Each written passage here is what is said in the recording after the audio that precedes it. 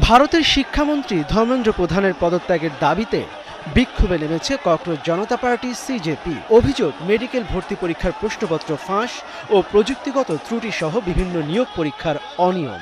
সোমবার বিক্ষোভে উত্তাল ছিল রাজধানী দিল্লি।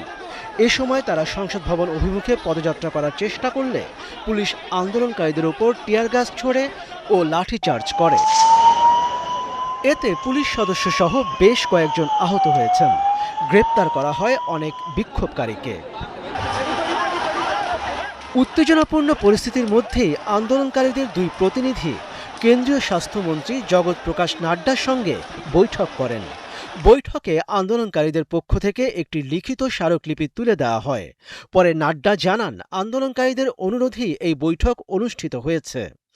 আন্দোলনকারীদের শান্তিপূর্ণভাবে কর্মসূচি শেষ করে স্বাভাবিক পরিস্থিতি ফিরিয়ে আনতে সহযোগিতা করার আহ্বান জানান তিনি।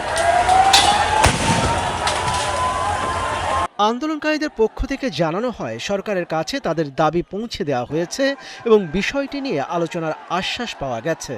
তবে এখনও কোনো চূড়ান্ত সিদ্ধান্ত না হওয়ায় আন্দোলন চালিয়ে যাওয়ার কথাও জানানো হয়। हम लोगों ने यही बोला कि हमारे 3 डिमांड्स हैं। पहले कि सोनम वांगचुक जी को तुरंत रिलीज किया जाए एंड जब तक वो फॉर्मेलिटीज पूरी होती है उसमें उनको एक वीडियो बनाने का अलाउ किया जाए। वो वीडियो में यही हो कि वो अपील करे शांति बनाए रखने के लिए। বিক্ষোভকারীদের শান্তি বজায় রাখতে ও আইন শৃঙ্খলা নিশ্চিত করতে সহযোগিতা করার আহ্বান জানিয়েছে দিল্লি পুলিশও। Appeals to all protesters to maintain peace, exercise restraint and cooperate with the police in ensuring peace and public order.